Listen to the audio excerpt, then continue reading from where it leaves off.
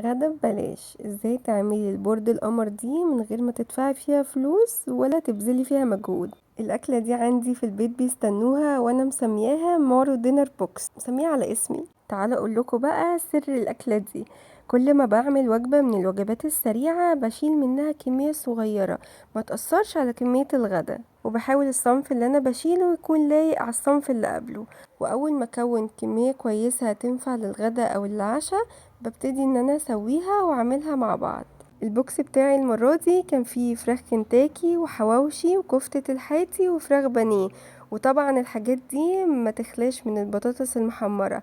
حمرت جنبهم شوية بطاطس وعملت صوص كده خطير بيتاكل مع البطاطس ويتاكل مع الفراخ. وجهزت شوية حبشتكنات كده يفتحوا نفس الواحد على الأكل، مع ان الأكل يفتح النفس لوحده. عملت هالبينو وخيار مخلل وجزر وكام ورقة كابوتشا كده عشان اللي حابب يعمل سندوتشات. وبكده عملت احلى غدا من غير ما احط له ميزانية مخصوصة، وكمان وفرت على نفسي مجهود كبير، ده غير طبعا التنوع في الوجبة وده اللي هما بيحبوه قوي. بس كده.